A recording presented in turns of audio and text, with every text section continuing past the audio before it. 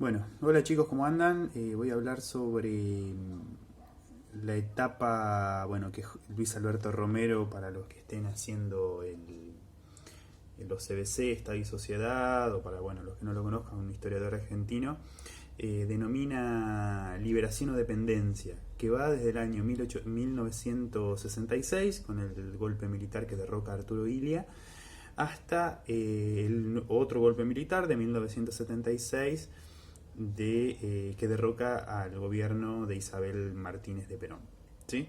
Y el cual comienza con otro golpe militar que, bueno, es una de las etapas más oscuras de la historia argentina.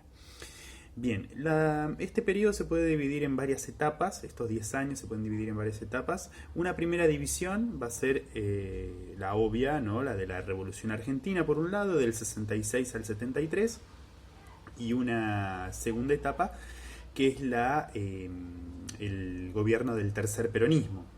Dentro de cada una de esas etapas también se pueden subdividir. Por ejemplo, el gobierno de la Revolución Argentina tenemos los años de Onganía, los años de Levingston, el año, perdón, de Levingston y el año de Lanusse.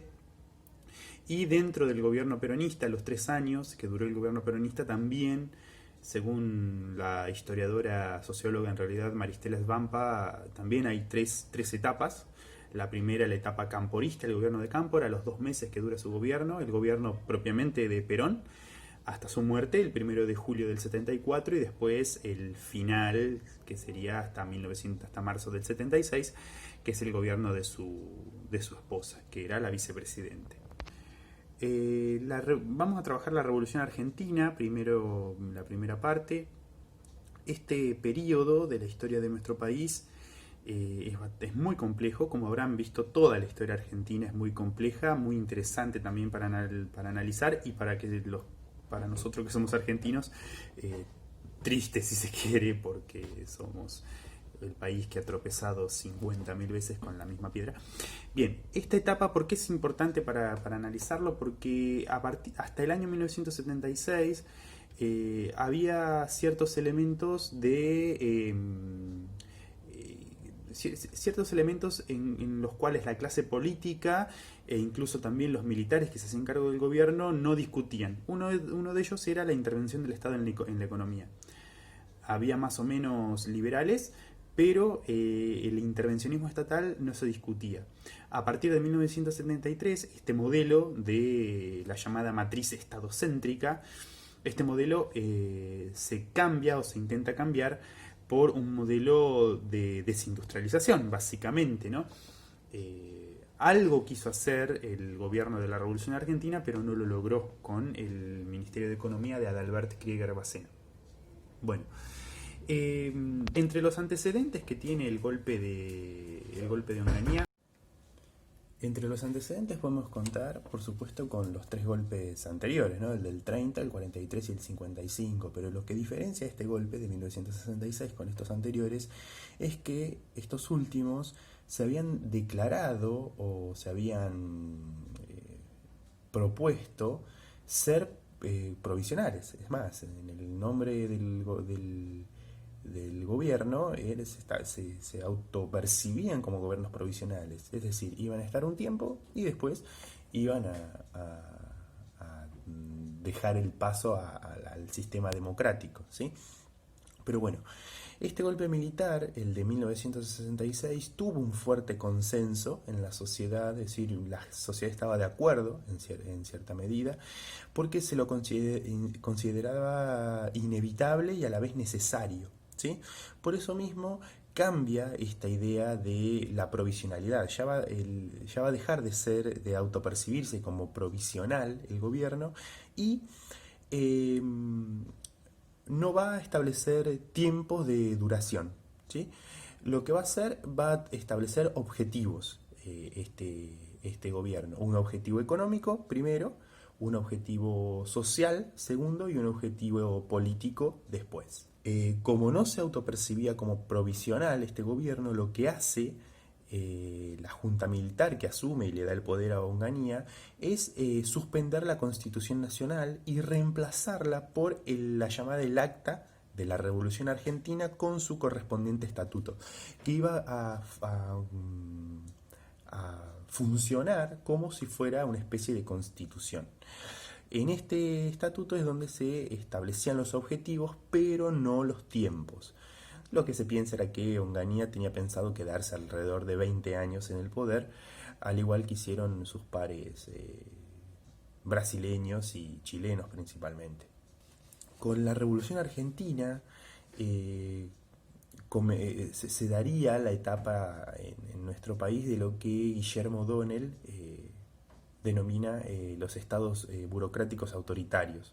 Estos estados surgen a partir de una crítica de la clase política en donde había que anular los mecanismos políticos y democráticos, ¿sí? Anular el parlamento, las constituciones, para poder restablecer un orden anterior a la organización de los trabajadores.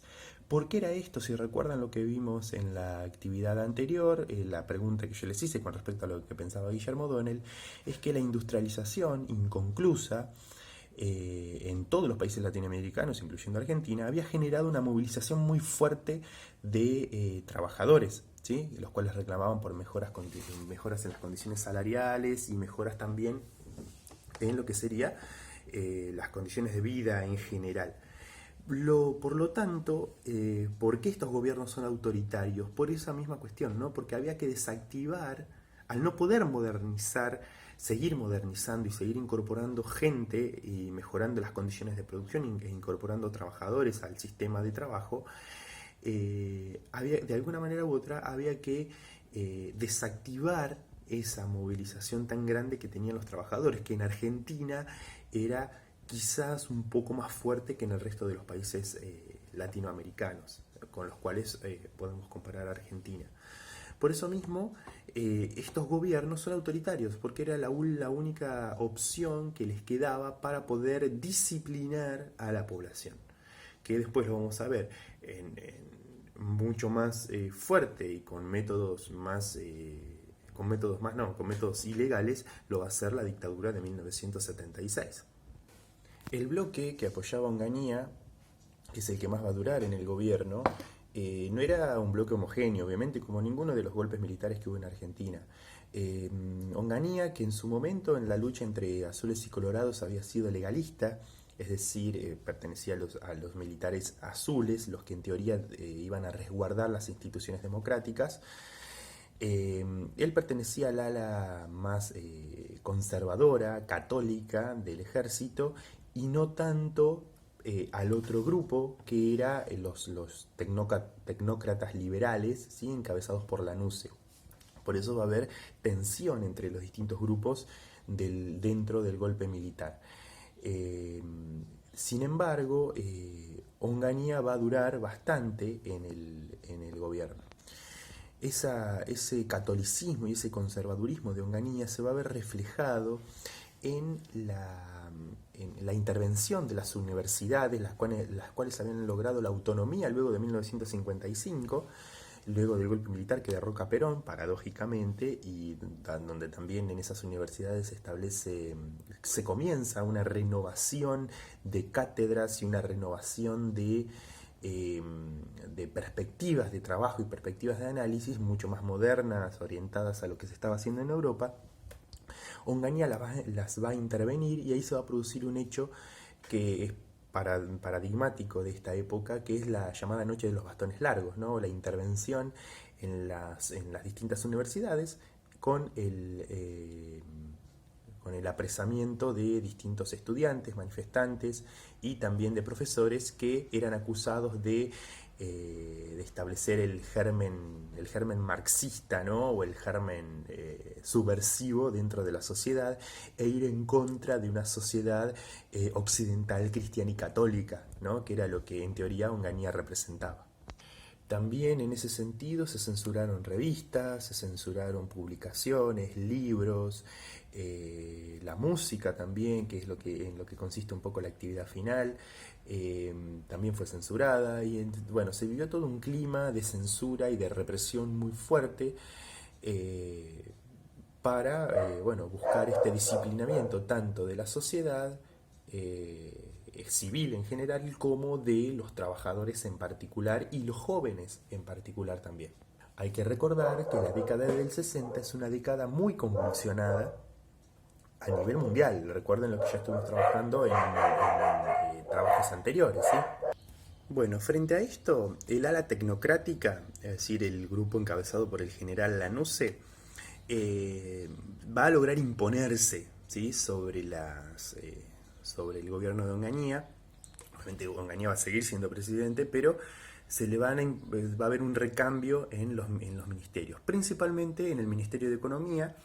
El ministro de Economía que había elegido Onganía, más orientado al intervencionismo estatal, etcétera, bueno, va a ser reemplazado por Adalbert Krieger-Bacena, un representante de los grupos empresarios más poderosos de nuestro país, que en su momento había sido funcionario del Fondo Monetario Internacional y que también había participado como ministro de Economía por un muy corto periodo de tiempo del gobierno de Aramburu, ¿sí?, en 1955. Lo que buscaba Krieger-Bacena era profundizar el proceso industrializador a partir de subvencionar a las distintas industrias por medio de retenciones al campo. Por eso era un liberal moderado. Otro objetivo era contener un proceso inflacionario cada vez más profundo que se estaba dando en nuestro país. Algo que viene de lejos, ¿no?, la inflación. Pero sin embargo este proceso fracasa porque la inflación no la logra contener, e incluso va a haber un cambio de moneda ya a fines de los 70, el proceso de desnacionalización de la economía, es decir, lo que buscaba Krieger-Bacena era que las empresas nacionales fuesen de capital nacional, fuesen las que invirtieran más en nuestro país. Eso hizo que el proyecto fracase, y lo cual le va a generar un fuerte cuestionamiento del movimiento obrero. ¿Por qué? Porque se habían congelado los salarios por 2 años. En ese contexto, la CGT se va a dividir en dos: una CGT colaboracionista con el régimen y la llamada CGT Azopardo, la cual va a ser fuertemente contestataria, encabezada por Raimundo Ongaro y Agustín Tosco, dos líderes sindicales muy importantes que va a tener nuestro país. Y la otra CGT, la llamada CGT de los argentinos, va a estar encabezada por Augusto Bandor, ¿sí?, el cual ya lo mencionamos cuando hablamos del gobierno de Ilia. Es así que en el año 1969 se va a producir una de las manifestaciones más grandes que va a tener Argentina, que va a estar encabezada por los líderes sindicales, Ongaro y Tosco, los que ya mencioné, junto también con muchas agrupaciones juveniles, y que va a marcar el proceso de radicalización política que va a tener Argentina a finales de la década del 60, en consonancia con lo que pasaba a nivel mundial. Este proceso va a ser el llamado Cordobazo, una rebelión que estaba dada, ¿no?, por los reclamos que hubo en los cambios en los modos de trabajo en la provincia de Córdoba, principalmente por la negativa de los empresarios a devolver el llamado sábado inglés. El sábado inglés es el trabajar el sábado a mediodía, ¿sí?, trabajar a la mañana y a la tarde tenerla libre. Como se había suprimido eso, fue una de las causas, es la gota que rebalsa el vaso, básicamente, para el comienzo de las manifestaciones. En esas manifestaciones va a haber un muerto, un estudiante, y ese estudiante va a generar que se produzca con el Cordobazo una rebelión que no va a tener precedentes en la historia argentina hasta el 2001, si se quiere. La ciudad de Córdoba va a estar tomada por estos movimientos durante 2 días, hasta que el ejército logra poner el control. ¿Cuáles fueron las consecuencias del Cordobazo? Principalmente la renuncia de Adalbert Krieger-Bacena y la búsqueda de un cambio de rumbo en la política económica, y a la larga, en 1970, un año después, el debilitamiento y la renuncia de Onganía y su reemplazo por Marcelo Levingston. Este señor, Marcelo Levingston, un general retirado que estaba de embajador en Estados Unidos, es convocado por Lanusse, que era el hombre fuerte del grupo dentro del grupo revolucionario, de la llamada Revolución Argentina, y lo que hace Levingston es tratar de dar un giro a la política económica, buscando una política económica más proteccionista, más orientada al compre nacional, con la incorporación de Aldo Ferrer, un economista argentino muy importante, que se los recomiendo que lo lean en algún momento, como ministro de Economía. Obviamente que es una política que va a fracasar, si bien tiene algunos éxitos, como por ejemplo en la búsqueda de la autarquía energética, se va a abrir la represa del Chocón, por ejemplo, que está en la provincia de Neuquén, la cual va a buscar que Argentina deje de importar energía de otros países. Sin embargo, esta política va a fracasar y el gobierno de Livingston va a durar solamente 9 meses porque no tiene el visto bueno de la NUCE, ¿sí? Porque la NUCE pensaba que Livingston iba a ser un títere y todo lo contrario. Sin embargo, el presidente soy yo, decía siempre Livingston. Así que en 1971 asume la NUCE para buscar la transición hacia un gobierno democrático. En ese contexto tan convulsionado y tan revolucionario, entre comillas, van a empezar a aparecer los grupos guerrilleros, los cuales van a estar influenciados por corrientes de izquierda. Estos grupos van a estar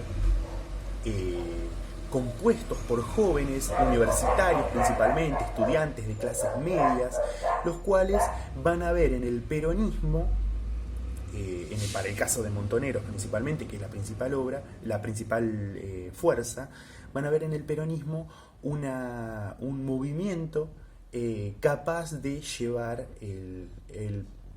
al país hacia la vía socialista, que era lo que ellos buscaban, ¿no? Que en teoría el socialismo era el que le podía prometer a los hombres y a las mujeres un mundo mucho mejor que el que estaban viviendo. Sin embargo, estos movimientos, primero legales y luego clandestinos, cuando se dediquen a la lucha armada, van a llevar adelante un conjunto de atentados contra sus principales opositores políticos. Entre los grupos más importantes podemos mencionar a dos. Uno es Montoneros, de orientación peronista de izquierda, básicamente, y por otro lado tenemos el ERP, el Ejército Revolucionario del Pueblo, el cual era de orientación trotskista, ¿sí? Entre ellos estaban enfrentados estos dos grupos porque tenían distintas visiones de cómo llevar al país hacia lo que ellos llamaban el socialismo nacional, ¿sí? Que para Montoneros era a través del peronismo y para el ERP era a través de la lucha armada, la lucha revolucionaria y el desmantelamiento del Estado. Bueno, el gobierno de la NUCE va a ser un gobierno de transición, ¿sí? Un año de transición. Él lo que busca, a partir de acuerdos con los partidos políticos, es una transición hacia la democracia, de la manera más ordenada posible. Obviamente que esto, lo que buscaba la NUCE era que Perón no fuese candidato a la presidencia, porque era el único que se mostraba y que era percibido por la sociedad como el único capaz de contener todas estas fuertes tensiones sociales que se estaban dando en este momento histórico de nuestro país.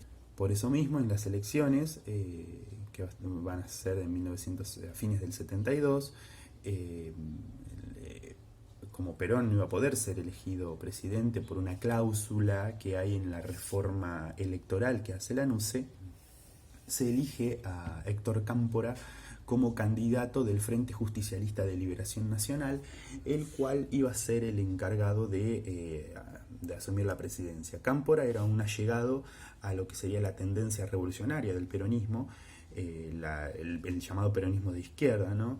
Y una vez establecido en el poder, él va a durar solamente 49 días, es uno de los presidentes con el gobierno más corto en Argentina. ¿Por qué? Porque las distintas presiones, tanto de los grupos sindicalistas que conformaban la derecha peronista, como de las propias fuerzas de izquierda que le reclamaban que sean más profundos los cambios, no le van a permitir gobernar de una manera libre, si se quiere, si esa es la palabra. Por eso mismo, con la renuncia de Cámpora, se convocan nuevas elecciones y ahí, levantada ya la proscripción de la figura de Perón, ¿no? Del peronismo, levantada ya su proscripción, se presenta como candidato con su esposa, María Estela Martínez, la cual va a ser su vicepresidenta. Lo que va a buscar Perón como presidente es lograr un nuevo acuerdo social, un nuevo pacto social con su ministro de Economía, José Bergelbar, el cual, va a fracasar, ¿sí? Porque los distintos grupos que estaban atrás de distintos intereses van a presionar para que este acuerdo no